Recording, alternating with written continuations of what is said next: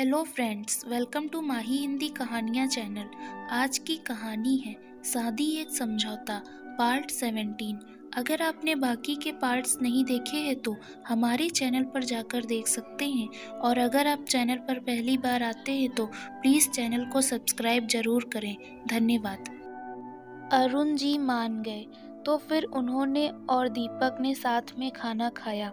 माही guest room में चली गई। सोना ने उसके कमरे में जरूरी सामान रखा और फिर चली गई। सोना के जाने के बाद माही ने सोने की कोशिश की, लेकिन बार बार मयूर का ख्याल उसे सोने नहीं देता। वो उठकर बैठ गई, फिर मन ही मन भगवान से मयूर के ठीक होने की दुआ करने लगी और मम्मी को याद किया। फिर उनसे भी सब कुछ जल्दी ठीक करने की प्रार्थना करने लगी। अपनी माँ को याद करके माही सो गई। दीपक और अरुण जी विराज के केस के बारे में बात कर रहे थे कि कैसे भी करके उसे कड़ी से कड़ी सजा मिले तो आगे कोई परेशानी नहीं होगी। अरुण जी बोले, इस बारे में अपने दोस्त से सलाह लूंगा।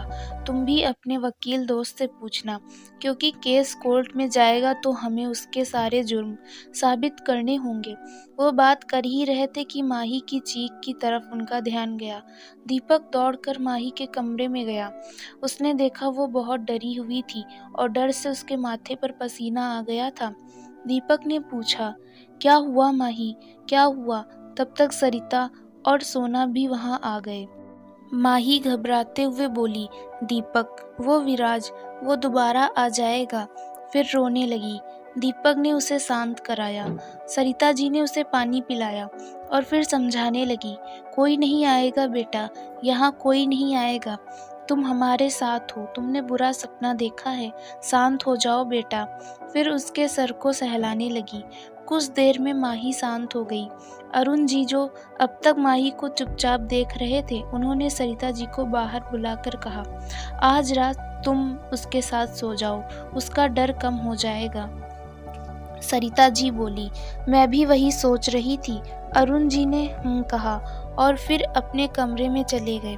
दीपक ने माही को समझा बुझा कर सोने को कहा।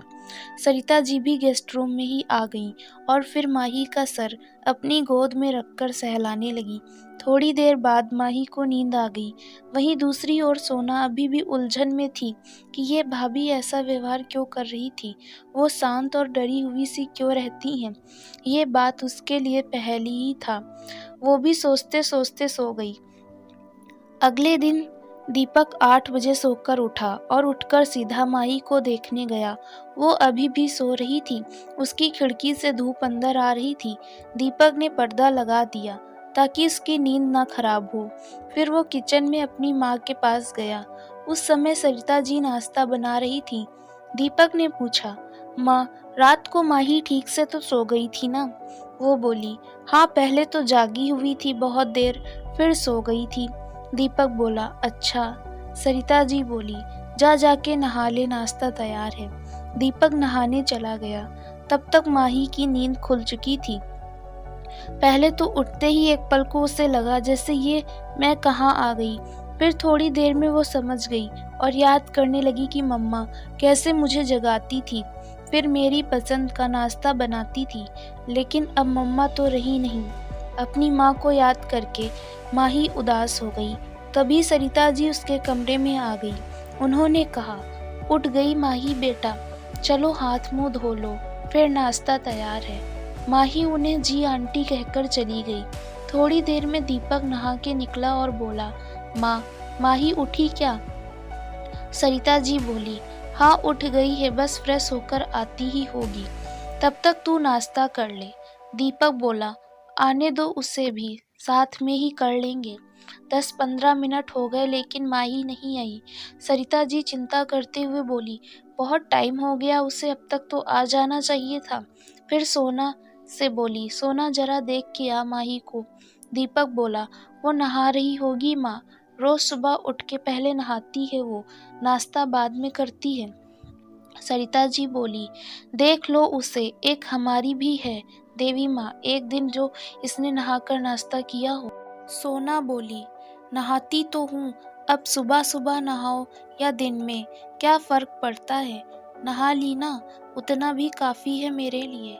सरिता जी बोली, इसका तो भगवान ही मालिक है। वो भी बात कर ही रहे थे कि माही नहाकर बाहर आई। उसके बाल गीले थे। उसने सोना का चूड़ीदार सूट पहना था। सोना तो उसे देखती ही रह गई। उसका चूड़ीदार सूट माही पर बहुत खिल रहा था। सोना बोली, भाभी आप पर ये सूट बहुत जच रहा है, एकदम कमाल लग रही हो। भाई तो फ्लैट हो जाएंगे।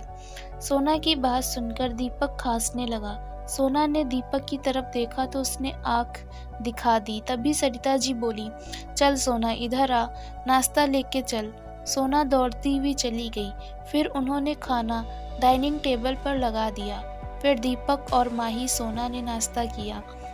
माही ने पूछा, आंटी अंकल नाश्ता करने नहीं आए? सरिता जी बोली, बेटा वो बाद में नाश्ता करते हैं, ऑफिस जाते टाइम। तुम लोग करो तब तक। सोना नाश्ता करके थोड़ी देर बाद तैयार होकर कॉलेज चली गई। दरअसल वो 12th में थी और इंटर कॉलेज में जाती थी।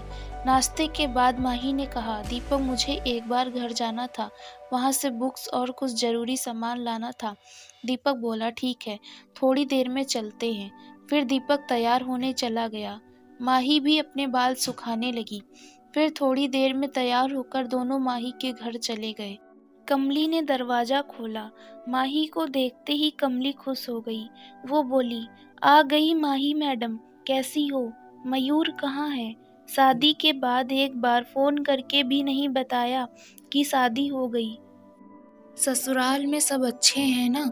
कमली ने कई सारे सवाल एक साथ कर दिए। कमली की बात सुनकर माही की आंखों में आंसू आ गए और वो कमली के गले लगकर रोने लगी। कमली बोली, क्या हुआ माही मैडम, आप रो क्यों रही हैं? सब ठीक तो है ना? फिर बोली, चलिए पहले आप बैठिए। फिर उनके लिए पानी लाई। पानी पीने के बाद माही ने कमली को सब कुछ बताया और रोने लगी। कमली ने उसे अपने गले से लगा लिया और चुप कराने लगी। कमली बोली, तुम दुखी मत हो माही, जल्दी ही मयूर ठीक हो जाएगा, तब तक मैं हूं ना आपके साथ। कमली की बात सुनकर दीपक बोला, नहीं कमली, माही को यहाँ नहीं छोड़ सकते, यहाँ उसकी जान को खतरा हो सकता है। जब तक सारे गुंडे पकड़े नहीं जाते तब तक माही को खतरा है। जब वो पकड़े जाएंगे तब माही यहाँ रहने आ सकती है, तब तक तुम चाहो तो यहीं रह सकती हो। कमली बोली, मैं भी अकेले रहकर क्या करूँगी यहाँ, मेरा अकेले मन नहीं लगेगा। जब माही मैडम वापस रहने आ जाएंगी तब मैं भी आ जाऊंगी। दीपक बोला, ठीक है। फिर माही अपना ज़रूरी सामान निकालने लगी। उसने अपनी बुक्स, कुछ कपड़े, ज़रूरी पेपर्स वगैरह निकाले और एक लगेज सूटकेस में भर लिए। फिर अपनी मम्मी और पापा की एक फ़ोटो फ्रेम लेकर उसे भी रख लिया। कमली ने भी अपना सामान पैक कर लिया। जाने से पहले माही ने अपनी मम्मी पापा की तस्वीर के सामने दिया जलाया और हाथ जोड़कर सब कुछ ठीक होने की प्रार्थना करने लगी। फिर उन्होंने घर को लॉक कर दिया। माही कभी इस घर को छोड़ना नहीं चाहती थी, लेकिन मजबूरी में उसे घर छोड़ना पड़ रहा था। माही ने एक बार आंखें भरकर अपने घर को देखा, फिर कमली के गले लग गई। फिर कमली ऑटो लेकर अपने घर चली गई। इसके बाद दीपक ने कैब बुलाई और माही को लेकर घर चला गया। घर आकर माही अपना सामान कमरे में लगाने लगी। उसने कपड़ों को वार्डरोब में लगाया, जरूरी कागजात संभाले और अपने माँ पापा की फोटो फ्रेम बेड के पास रख ली। इसके बाद सरिता जी ने उसे और दीपक को खाने पर बुलाया। खाना खाते टाइम दीपक ने कहा, माही मैं जरा किसी काम से जा रहा हूँ, तुम्हें कुछ चाहिए तो बता दो, मैं ले आऊँगा। माही ने कहा कि मुझे कुछ नहीं चाहिए। फिर दीपक घर से निकल गया। वो पहले मयूर को देखने हॉस्पिटल गया। वहाँ मयूर अभी भी आईसीयू में ही था। दीपक ने विजय जी से मयूर का हालचाल पूछा। प्रेमा जी तब घर गई हुई थी। विजय जी बोले, कुछ समझ नहीं आ रहा, पता नहीं कब होश आएगा इसे। डॉक्टर कहते हैं कि खतरे से बाहर है, लेकिन कब तक होश आएगा पता नहीं। दीपक ने उन्हें हिम्मत दी और सब जल्दी ठीक होने की कामना की। इसके बाद दीपक डॉक्टर से मिला और पूछने लगा, डॉक्टर दीपक को कब तक होश आएगा? डॉक्टर ने कहा, उसके सर पर गहरी चोट है, वो बच गया है, यही बड़ी बात है। देर सवेर होश भी आ जाएगा, जब तक होश नहीं आता कुछ नहीं कह सकते। फिर दीपक ने डॉक्टर से मयूर को जल्द से जल्द ठीक करने को कहा। डॉक्टर ने कहा, हम अपनी तरफ से पूरी कोशिश कर रहे हैं। बाकी आप भगवान से दुआ कीजिए कि वो जल्दी ठीक हो जाए। फिर विजय जी से बात करके कुछ देर बाद दीपक वहाँ से निकल गया। फिर वहाँ से दीपक अपने एक दोस्त के पास गया और वहाँ से ज़रूरी सामान लिया। फिर मार्केट के कुछ काम निपटाकर घर वापस जाने लगा। दोस्तों, इसके आगे की कहानी आपको अगले भाग में दिखाई जाएगी। आपको यह भाग कैसा लगा हमें अपने विचार कमेंट में ज़रूर बताएं। और अगर आप चैनल पर पहली बार आते हैं तो प्लीज़ चैनल को सब्सक्राइब ज़रूर करें। धन्यवाद।